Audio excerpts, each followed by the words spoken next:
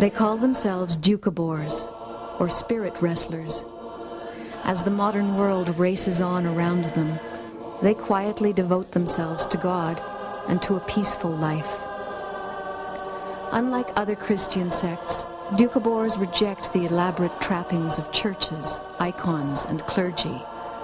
Instead, they honor the living God in each other and worship Him through ritual and song. Elderly Doukhobors play a vital role in this tightly knit community, helping preserve spiritual traditions and passing on their unique heritage to future generations.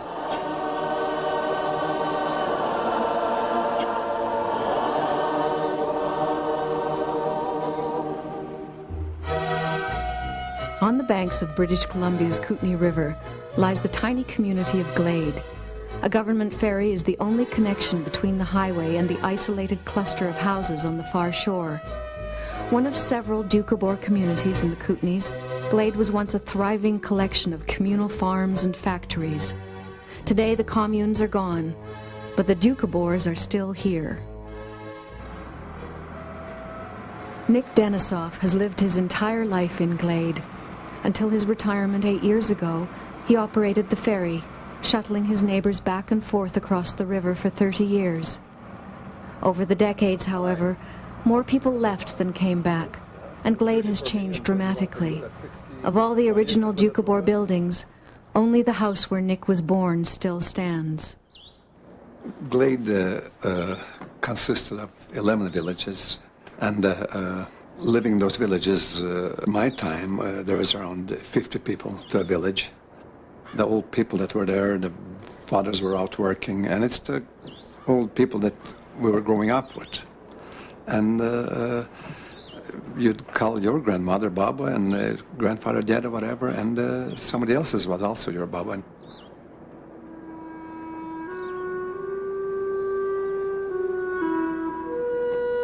100 years ago, Nick's grandparents were among 8,000 Doukhobors who fled to Canada from Russia, where they had been persecuted by the Tsar for refusing to bear arms. They settled in Saskatchewan and established successful collective farms. However, a series of betrayals by the Canadian government led to the confiscation of their land. The Doukhobors split into a number of groups, with most moving to British Columbia.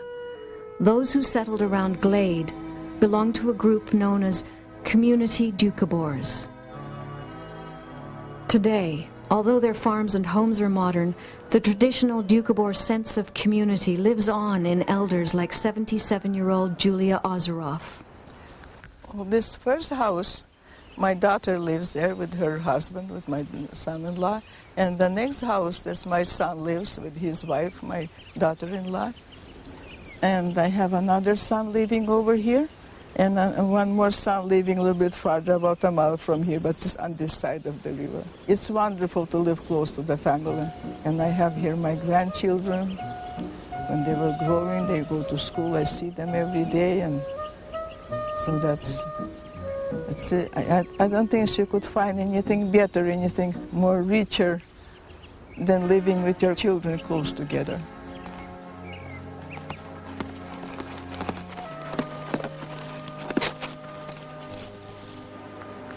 I like very much living in that country because I'm not used to living in the city. I like garden very, very much. I like this farm work. I like cattle. I like chickens. Usually the people, when they're so used to planting a garden, even when they get old, they can't do much. Yet they're trying their best to plant even a little garden. My body is God's temple. So I have to put good food to feed my body. That's why we have organic gardens. And then God lives in our body, and that the spirit that we have in our body, we have to feed that so it will be good spirit too. It will have good spirit. Well, when you have if you eat something not good food, acid stomach you get, then how could you survive? How could you live? How could you be active?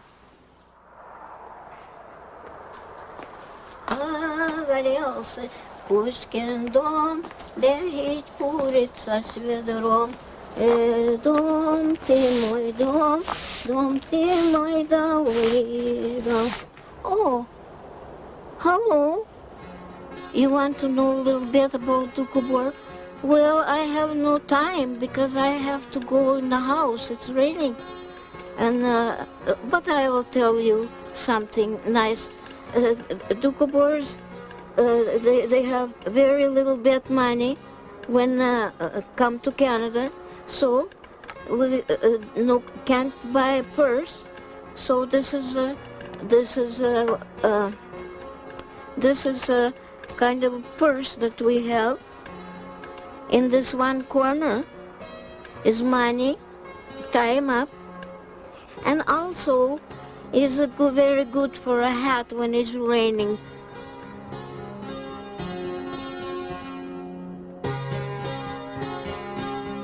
Presto, changeo. I like playing Granny Sukrukov because for some reason, maybe what we call God, fate, gave me that thought years and years ago that I should make people happy. And I have succeeded many times making at least one person happy. And that's me. Vera Sukharukov has been poking fun at the stereotyped image of the elderly Doukhobor grandmother for much of her life. At 77, she lives alone in the back of the little store she and her husband ran together. In 1964, we bought this place, and the walls were bare, and they still are. They weren't like this before because my business has slowed down, because when my husband had his first heart attack was 8 years before he died. And of course, I had to look after him day and night. I enjoy this place. My children say, "Why don't you sell it?" And I said, that's what keeps me out of the obituary. I'm not a person that wants a fancy home because I'd have to work so hard to keep it that way. And I guess I'm on the lazy side. And if I were to go into an apartment, I'd wither, just wither away. I cannot. Florence Potavinikoff is 82 years old and has always followed the Doukhobor philosophy of living a simple life. For Florence, even the business of falling in love was uncomplicated. Some people get married, huge weddings and all that. Joe and I didn't have any wedding, no wedding at all. We just got together, we started living together, no wedding of any kind. He just told his people who I was, he brought home, and that was it. And had a wonderful life. It's young people have the same faith. They touch one another's hands and they already feel that the closeness. There's something alive. And you feel you want to be together. And that's what happened with us.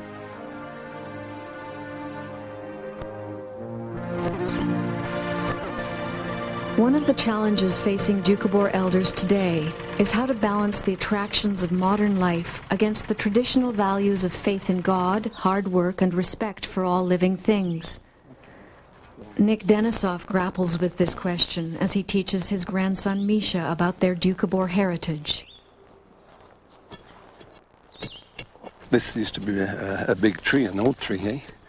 And that's what your grandpa probably cut down to build a village over here where we used to live. And they built the villages, 11 villages out of these trees that were on here, eh? Mm. So to help nature a little, I guess we replant a few, eh? Yeah.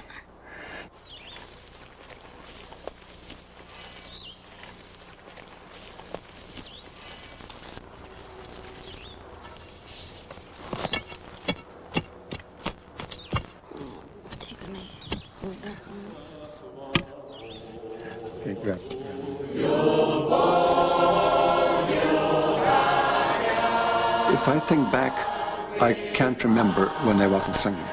Growing up, there got to be choirs here and there, and we joined the Quitting Choir, the Heritage Choir now. we believe in the same thing. We believe in our Doukhobor heritage, our Doukhobor culture, which just makes it so much easier. We're in there for the same thing. When you're in something for the same thing, it's quite rewarding. It's quite a nice feeling. Даже на лицу покажите это.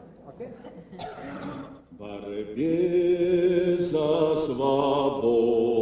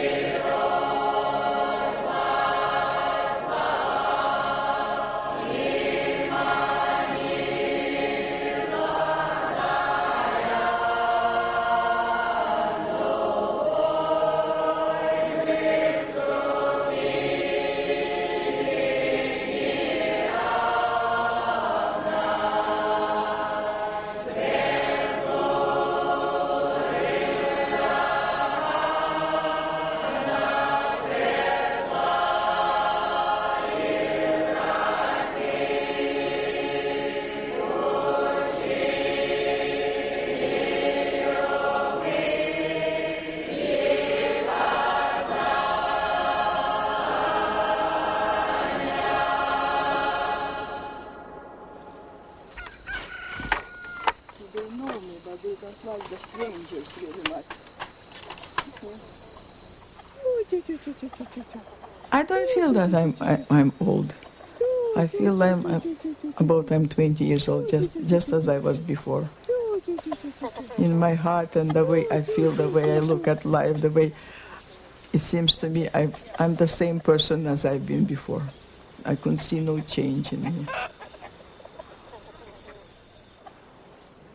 If somebody said, would you like to be 25 again? I would say, no, thank you. People wonder why years go by so fast as they get older. The older they get, the faster they go.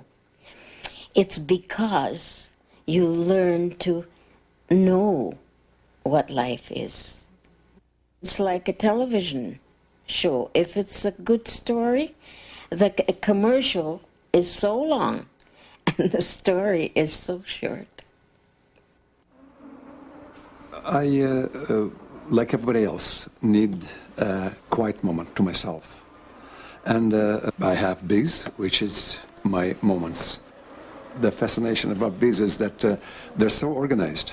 I go in there and I just watch them work. I watch the queen work, and it's all in order. Everything's just kind of precise. What they do is a certain degree angle in their comb, and they put their food, like their bread, pollen, around, and then they put their honey to it, as they will need the supply to build up the hive, whatever. And it's like life going on in front of you. It's fascinating. Some of Julia's friends are too old to live on their own. She makes regular visits to a seniors' home in Castlegar. Mala is in the Mountain View Lodge. I visit not only Mala, I visit them all because I know them for quite a long time. Hello? Oh, Mama. Nowadays, more people need more love than anything else. Everybody have lots of food, lots to eat, lots of clothes to wear, lots of everything. But that's not enough. There's not enough, especially older people. They need that attention. They need that love. Господи, благослови. Читай со мной, Водь. Отче наш. Читай со мной. Будешь читать? Господи, благослови. Отче наш. Отче наш. Ты есть на небе. Our Father, who art in heaven, hallowed be thy name. Thy kingdom come, thy will be done on earth as it is in heaven. Give us this day our daily bread, and forgive us our trespasses, as we forgive those who trespass against us. And lead us not into temptation, evil. For thine is the kingdom, the power, and the glory, forever and ever. Praise be to our God.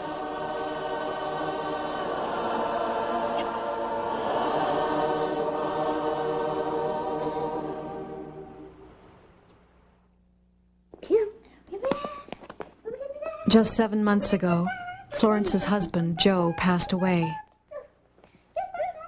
I live with my granddaughter in this house and her 2 children, great-granddaughters. Well, I don't think I could live by myself if my children weren't around. I don't think I can. It's impossible.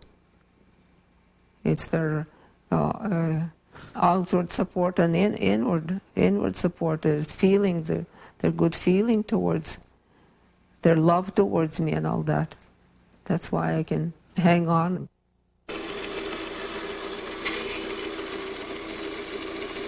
The totem pole are the native people. Soapstone, whatever, is Inuit or the Eskimo people. But the spoons and ladles are the Doukhobor people. Ladles and spoons, partly in our culture, that was brought from the Caucasus. It's not just a spoon like it is to some people. It's part of our heritage. Woodworking, I'm sure a lot of people find it's therapeutical. It's definitely is to me. It's a therapy, and like I say, you come into a sort of a predicament here. How do you get out of it? How do you design around it? And I just like that. It's if you were thinking about other things, other problems, you wouldn't do the right job, sort of thing. But when you put all your effort into here, into bring this grain to the center like that, all your problems are left behind, and you just feel free. I just enjoy this. This is before I retired, I was planning on a lot of other things to do, but I'm stuck on spoons and ladles.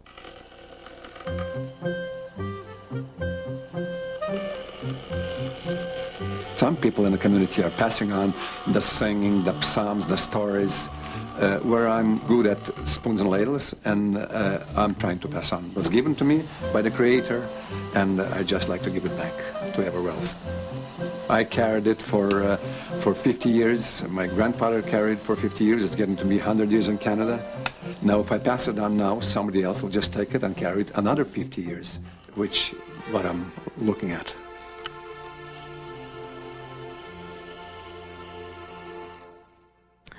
Well, my husband was sick, was very sick, and when he passed away, I was glad he wasn't suffering, although I missed him terribly, but I was glad he wasn't suffering. He was suffering very much.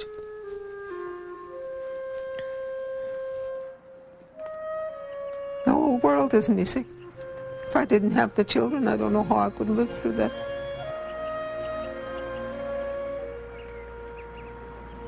We're encouraging her, saying, listen, go visit with people, phone somebody that you know, and chat with them on the phone, and she still... When she was younger, she was so full of energy. She never stopped. She never quit. It was just go all the time, doing something, sewing something, canning or baking or going someplace. And now, just to realize that she's getting older and that she can't do the things that she used to, well, she's just devastated by that. Well, now she just, what's the sense of living? And we're saying, well, enjoy what you have right now. Well, also in a sense, I think there's a part of her that's given up. Grandfather died, I don't want to do anything anymore. And I think she's capable of doing more than sometimes she shows, but she just doesn't want to. She just says, there's no purpose, there's no real reason. I think she's still grieving. And I think it's going to take her some time.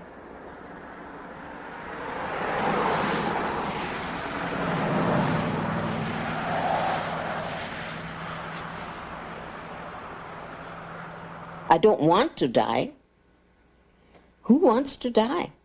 But I'm not afraid, because I know I'm not going to die. My body will.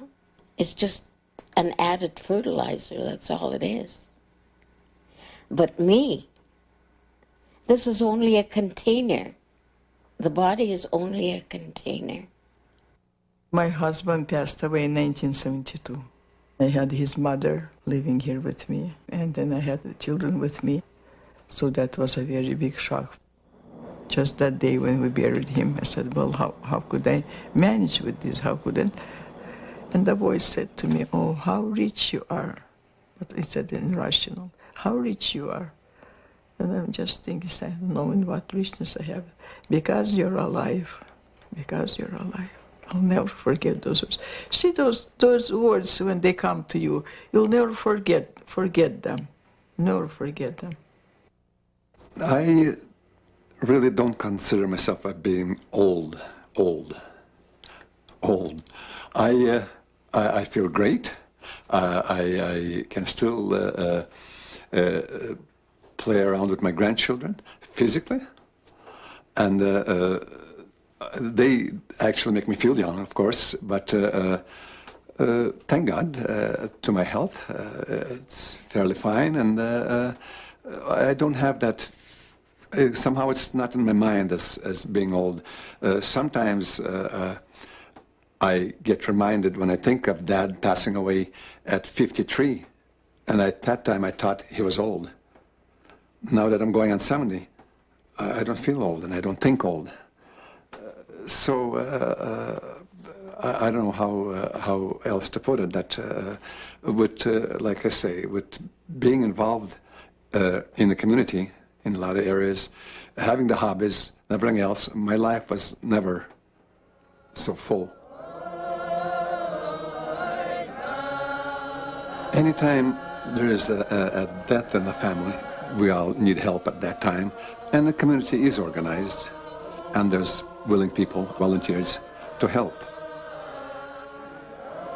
Like in recent tragedy here with my cousins, obviously the family is in turmoil, the family is grieving, and that is so important when all their neighbors are there for you.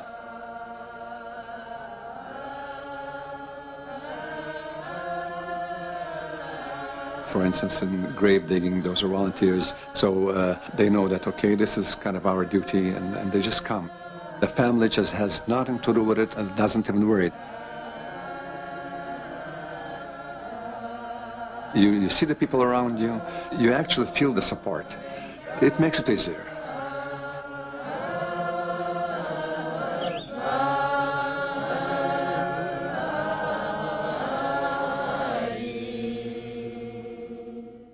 It's obvious that weapons or a military solution is not a solution. There has to be other ways found.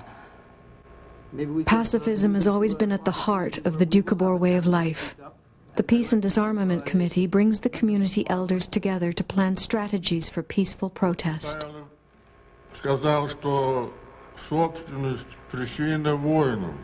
We're not born to be warring people. We're not born to kill each other and be savages in that way. I want the government to know that it's just no to war and no to these kind of horrible policies that kill and maim and burn people. I'm angry. Well, take it easy. I'm kind of getting angry. Maybe we should send that to the commission or to the committee hearings, huh? Enough is enough. There has to be people through all of Canada, in every home. If they have a decent, loving heart, speak up. Go for peace. And then spread it through the world. That's how we're going to hold peace. It has to be dealt with in a loving way. The means that we use have to reflect the end that we want. That's our bottom line as Doukhobors. It's our duty. It's our duty towards life to go on peace walks and things like that, because it's terrible to think that people go to wars and kill one another. And it's not right to go and kill your fellow man for what? For nothing at all. So maybe a piece of land or idea or something like that. And our Doukhobors stopped going to wars when they were in Russia yet, and they paid with that with their lives for that, and we're still that generation, and so we're trying to keep that, and this is we feel belongs to us. We have to support this because we have supported it all our lives.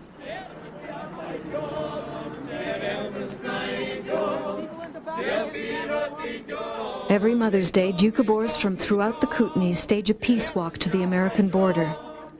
For the elders, it's a chance to put their faith into action and show that peace is a commitment for life. People are going to be aware that there's something wrong with our society. People are protesting not only here, they're protesting all over the world. We may have something behind our protest. A lot of people, I guess I better stop. We all have to pull together for peace. Yes, we're pulling together for peace. That's good. Here, we have lots to pull. We have lots to pull.